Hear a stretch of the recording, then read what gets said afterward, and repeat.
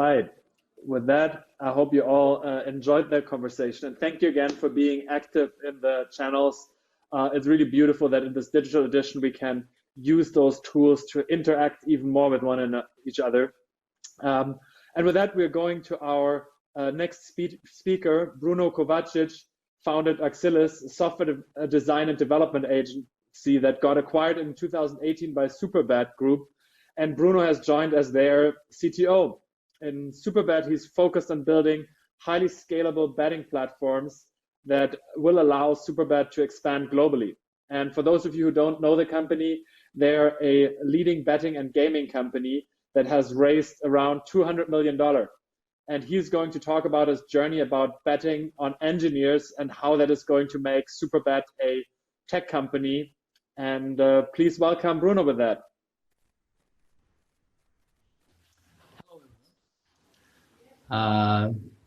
My name is Bruno Kovacic, and as Philip said, I'm CTO of Superbet.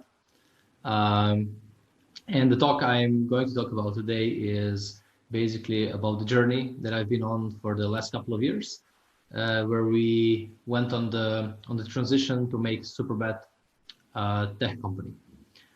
So to get you a little bit context on how did I come up with the title Betting on Engineers, I think I need to go a little bit further back and explain how I joined Superbet, which came through, as Philip said, acquisition. But at the moment before we got acquired, Axilis was basically a software agency working exclusively for US startups. And we were very much focused on that being our only market. We opened the office there, etc., and wasn't really looking at opportunities in Europe because we assumed that the tech is more mature and more developed in US. So to be honest, it wasn't love at the first sight when I got contacted from Superbet and started discussing the potential of acquisition. As to be honest, at first I saw it as yet another betting company, and I was like, okay, how do you convince me that technology in Superbet won't be yet another department where we just service the business?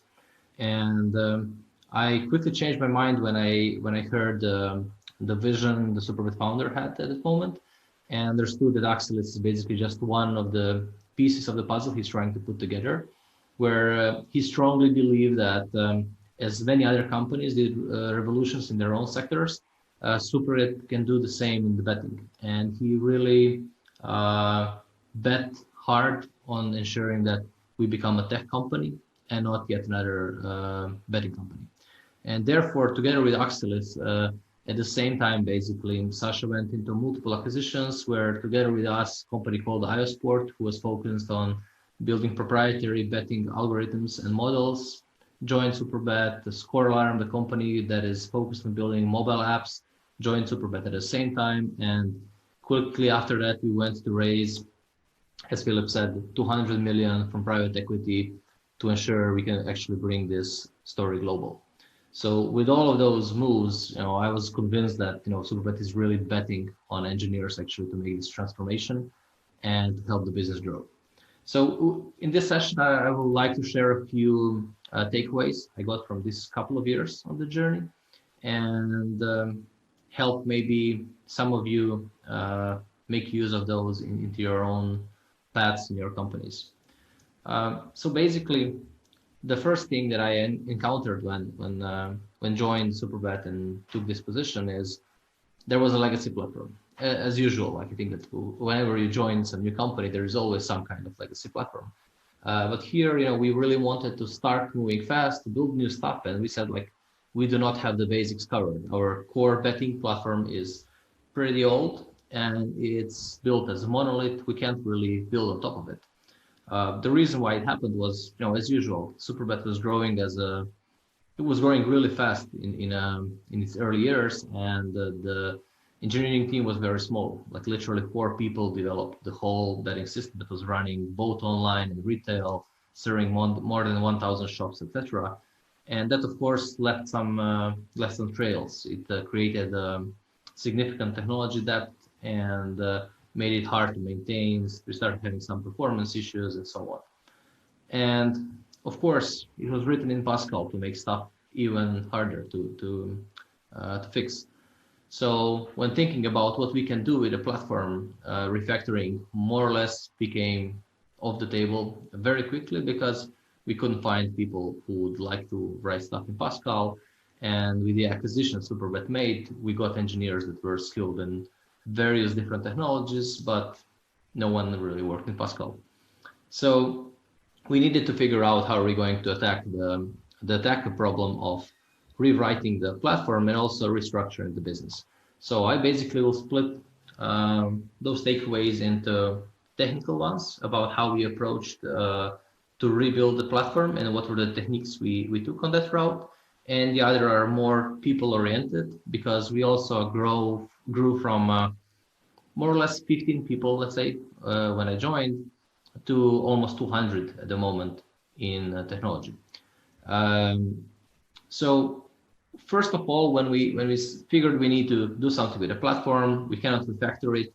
Option A was, okay, let's build everything from scratch and then do a big boom release after 2 years, which obviously wasn't the best option, and we dropped that one as well very quickly.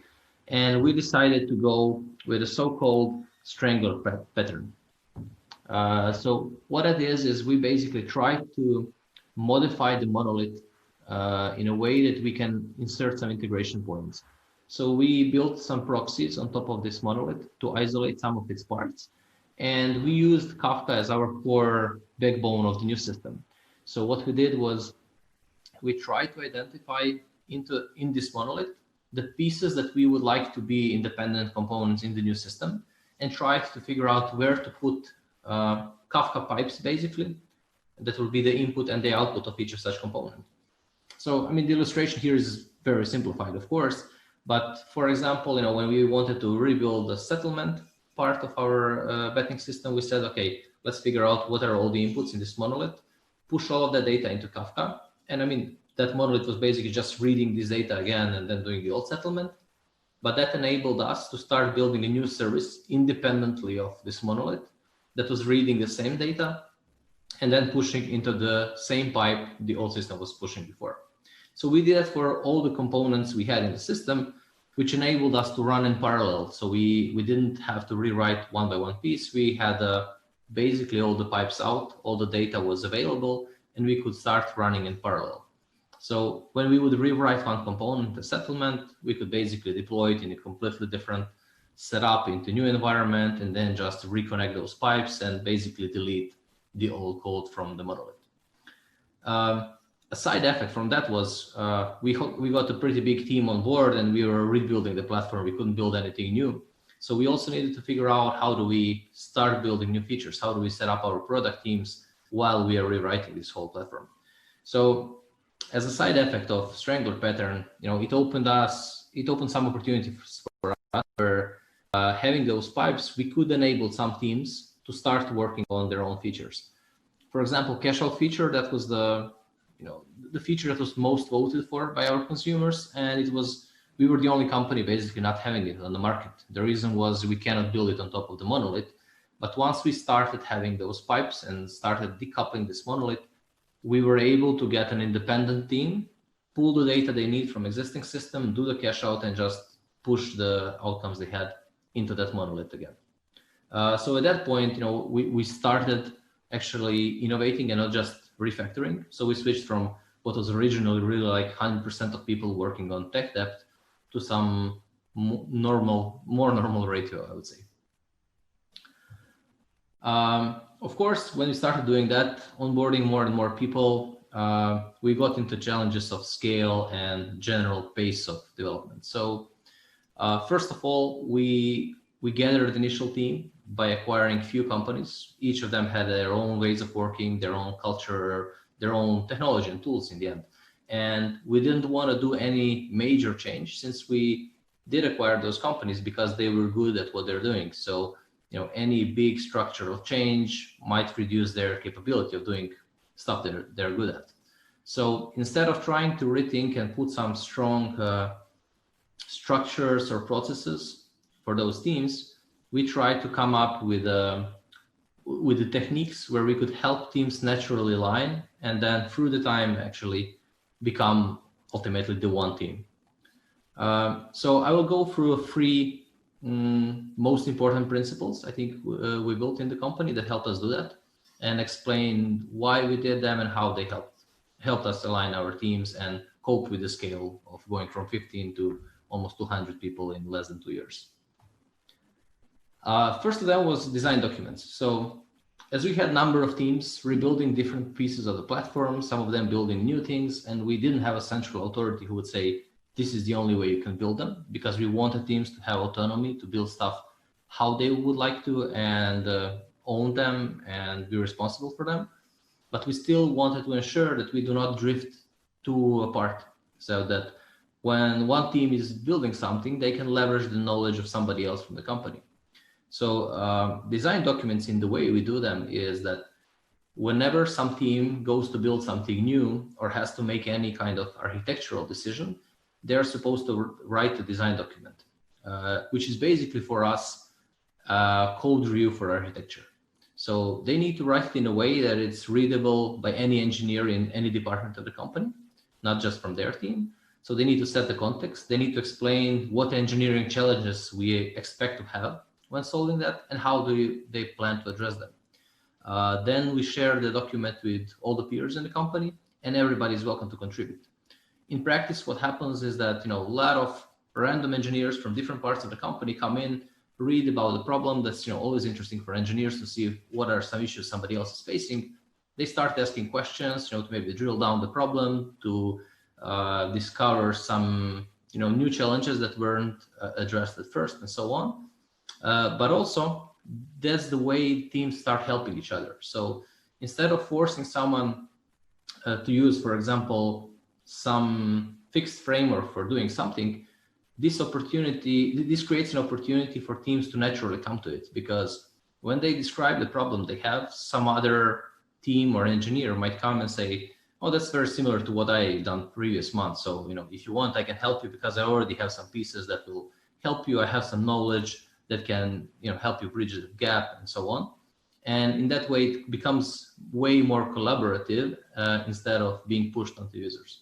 So we use that extensively, and we really find it useful because, it is collaborative, but it also serves as some kind of database of decisions we made. And sometimes it's useful to go through them and understand why we made some decision at some point, and the issues that we solved with it.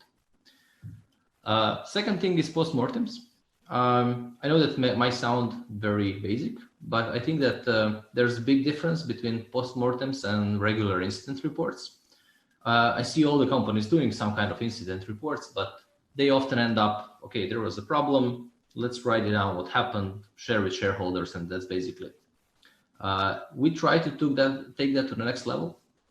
First of all, because we had a legacy platform where we were writing really a lot of postmortems, so that was something we got really skilled at until we were able to rewrite it, reuse the core components. So the way we did it was, either the person who is on call or the team who owns the service will start writing it, lay down the facts of what happened, how did we fix it, and so on. And then in the same manner, we would share design documents. We also share postmortems with a broad team who then inputs and explains, asks more questions, trying to drill down what the root cause was, how do you plan to fix it, etc. And by doing that, the other teams also start learning from that experience. They see, how that might apply to their team, and they make sure that they anticipate that in the future design documents, that they input in the same way when they're reviewing something else in the future. And the critical part here is that each postmortem has to have set of action points. So it's not just a document to read. This has to result in the set of tasks somebody has to do to ensure that not only we fix this issue, but that we improve our process that would reduce the chance of similar issue happening again somewhere else in the company or the system. And the third one was, as we grew from 15 to 200, and we basically got bulks of people coming in as we acquired companies, it was hard to know what engineer is capable, let's say, of doing what is his skill level. The usual junior, mid-senior distinction wasn't really serving the purpose, as definition of senior can vary a lot. But as we were forming more and more teams quickly, we needed to know, what are the people that we have. And when we are forming the team, the lead needed to have a way to say, okay, this is kind of capability I would need for an engineer for my team to be able to deliver this. So we did something very similar to what bigger companies like Google and Facebook have. We just made it a little bit more simplistic and tailored for our case. So we did so-called engineering ladder, where we had every engineer have a level that is currently from 1 to 6, and every engineer can get promoted on this ladder upwards. On each level, we described what are the some objective metrics of what we would expect from engineer on that level to be capable of and to be skilled to do. It was originally pretty hard to do the first pass of this ladder, because we tried to make it objective, but also not to tie it onto metrics like how many JavaScript code can someone write and so on. So each level has 3 areas where we define criteria. One of them is domain and technical knowledge, leadership, and business impact. So the way we do it then is we also ensure that this is collaborative as the previous 2, in a way that there's no manager who promotes people on the ladder. So each person can get nominated either by itself or some peer or manager, and then writes application, which goes into a committee. And committee is formed out of the peers of that person. Peers have to be at least this level or above, and they make a decision whether the person can prove that the person operated for at least 6 months already on that level to be promoted. And the second part of this is that this ladder obviously evolves through the time. It's not something that we nailed the first time. So after every promo cycle, we form a team of people that go into it and review whether we need to tweak some levels, whether we need to change some criteria, etc., introduce more levels, and so on. So basically, after each promo cycle, we also get upgrade of the ladder, and we are making it better and better every day.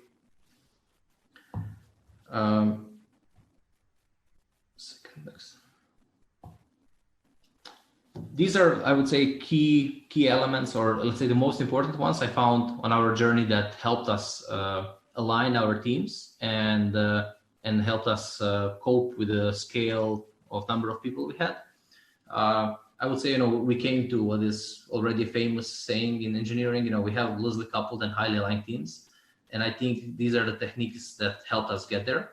So although they might not be, copy-paste for your own organization, I would hope that at least some of them can be helpful to you to improve your own practices and help teams get tools they need to become more closely aligned. Thank you.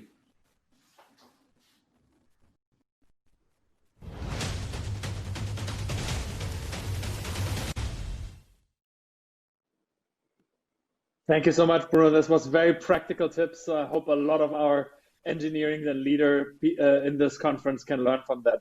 Thank you for sharing the practical advice and guidance. Sure. Thank you very much. Bye-bye. Goodbye.